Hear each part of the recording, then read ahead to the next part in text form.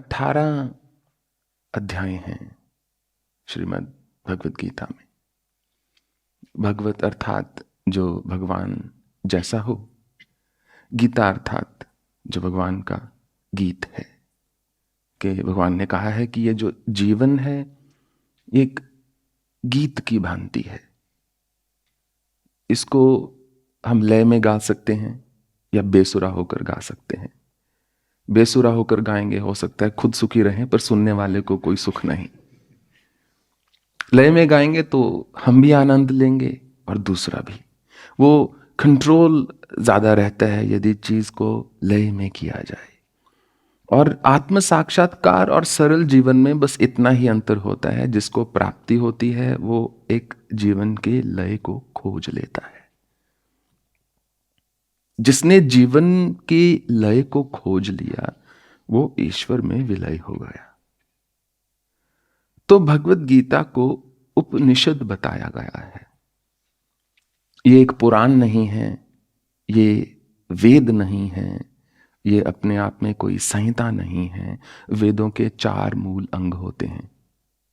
सनातन धर्म में जो हमारे वेद हैं, हर वेद के 4 अंग होते हैं। पहला होता है संहिता। संहिता में स्तुति होती है। वेदों में मान लीजिए ऋग्वेद की जो संहिता है उसमें ऋग्वेद में जो स्तुतियां पाई जाती हैं वो उन संहिताओं में होंगी। अलग अलग ऋषियों ने उन संहिताओं का संकलन किया। और एक होता है ब्राह्मण। कौन सा कर्म कैसे करना चाहिए उस व्यक्ति को जो कि वेदों में विश्वास रखता है उसको बताया गया है ब्राह्मण। और जो सनातन धर्म में मूल शास्त्र है जिसके आधार पर बहुत कर्म कांड किया जाता है, विवाह के समय कौन से मंत्र का उच्चारण करना है, स्तंभ कहाँ पर रखना है, कलश कहाँ पर रखना है, अनुष्ठान कैसे करना है, उसको कर्म कांड जो बताया जाता है उसमें एक मूल शास्त्र आता है जिसको कहा जाता है शतपथ ब्राह्मण। और एक है अरण्यक। अरण्य अर्थात जंगल। जो घोर जंगलों में बैठकर ऋषि मुनियों ने जिस बात का चिंतन किया और उन विचारों को जब एकत्रित करके उन्होंने आगे शिष्यों को दिया या पांडुलिपि पर वो लिखे गए, जब उसका आविष्कार हो गया पांडुलिपि का, तो अरण्यक बन गए। और चौथा है उपनिषद। उपनिषद सदा एक जो गुरु है उपनिषद में एक शिष्य को ज्ञान देता है। उपनिषद शब्द का अर्थ है निकट बैठ जाना, कि आप निकट बैठ गए हैं। उपाधि नहीं, समाधि नहीं, उपनिषद है। आप जो प्राप्ति है उसके बहुत निकट पहुंच गए हैं, सानिध्य में आ गए हैं। तो भगवत गीता को उपनिषद कह दिया गया। और इसमें कुल मिलाकर 4 ही लोग हैं जिन्होंने बोला है जो श्रीमद् भगवत गीता है। कुछ लोग गीता बोल देते हैं, गीता गीता। तो अगर हम सिर्फ गीता कहते हैं तो उसमें थोड़ा एक अनादर झलकता है। अगर हम भगवत गीता कहते हैं तो उसमें एक आदर झलकता है। जैसे कि जो मान लीजिए इस्लाम को नहीं मानता वो कहेगा कुरान, पर जो मानता है वो उसकी कोशिश रहेगी मैं कुरान शरीफ ही बोलूं। जो बाइबल को नहीं मानता बोलेगा बाइबल। जो मानता है वो कहेगा द होली बाइबल, जिसके मन में रेफरेंस है, जिसके मन में भक्ति है। तो भगवान ने कहा है कि यदि उस व्यक्ति को यह ज्ञान मत देना जिसके मन में मेरे प्रति भक्ति ना हो। इदम ते ना तपस्काय ना भक्ताय कदाचन नाचा आशु श्रुष्व वाच्यम नाचो मो अभिसूयति। जिसके हृदय में मेरे प्रति श्रद्धा नहीं है, कौन तय, जिस व्यक्ति ने तप नहीं किया जीवन में, इदम तेना तपस्काय, जिसके मन में भक्ति नहीं है, जो श्रद्धा से सुन नहीं सकता, उसको मत देना, बाकी किसी को भी दे देना।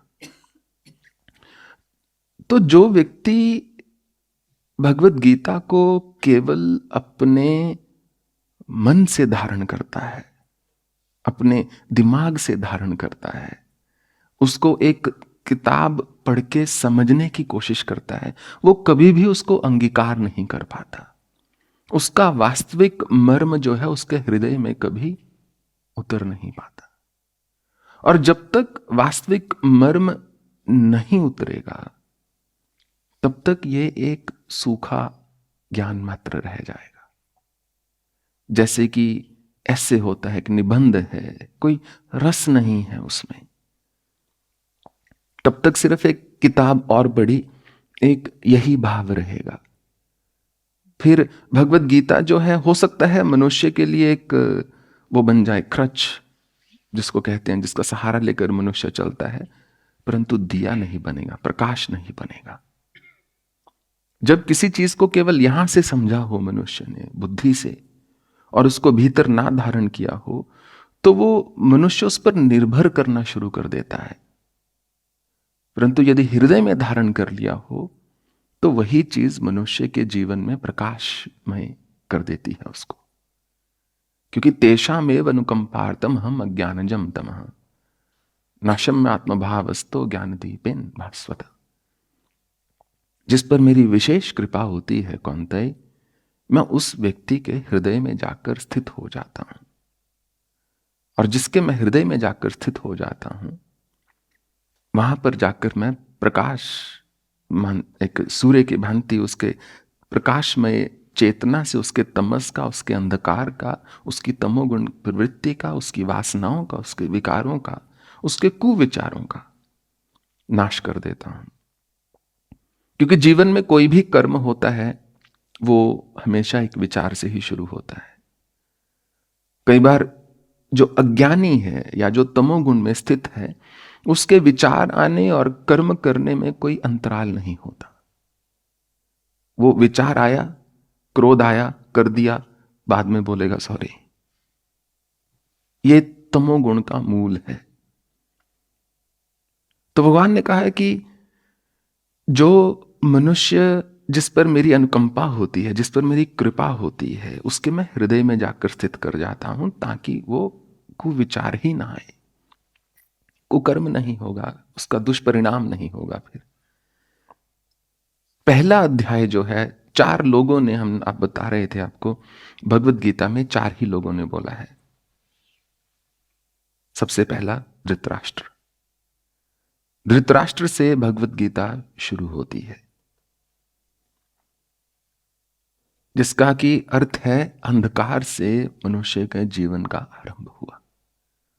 गर्भ में होता है, अंधकार है। गर्भ में है बच्चा, मां का बच्चे के साथ मोह है, और संतान का मां के साथ मोह है। बाहर आता है, प्रकाश की ओर जाना शुरू करता है, तो स्वयं से, अपने सगे संबंधियों से, अपनी इच्छाओं से उसका मोह जो है उत्पन्न हो जाता है। उसके बाद संजय आते हैं, जिनको एक दिव्य दृष्टि प्राप्त है कि यदि मनुष्य के पास कोई गाइडिंग फोर्स हो तो वो दूर की देख सकता है। कोई ना कोई चाहिए होता है जीवन में जो आपको कह सके नहीं ये गलत है। किसी को खुश रखना है, सब कुछ ठीक बोलते रहो, अगला खुश है, प्रसन्न है। किसी को बोले ये गलत है तो अगला दुखी है। निंदक नियर राखिए, निर्मल करे सुहाए। पास में एक आधा व्यक्ति ऐसा जरूर होना चाहिए जो आपकी गलती को गलत बोल सके, जो आपकी गलती को गलत बता सके। तो भगवान ने कहा कि धृतराष्ट्र जो है उनसे शुरू होता है, फिर संजय बोलते हैं, फिर अर्जुन बोलते हैं, जो कि एकदम मूढ़ हैं। धृतराष्ट्र मोह में अंधे हैं, संजय जो है एक माध्यम है, दृष्टिगोचर है उनको भूत भविष्य वर्तमान, दृष्टिगोचर है उनको दूर का दर्शन, क्योंकि वेद व्यास की कृपा प्रसाद से, व्यासाद श्रुतवान व्यासाद कृपा प्रसादन, कि वेद व्यास की कृपा से ही ये संभव है। और उसके बाद जो है भगवान बोलना शुरू करते हैं।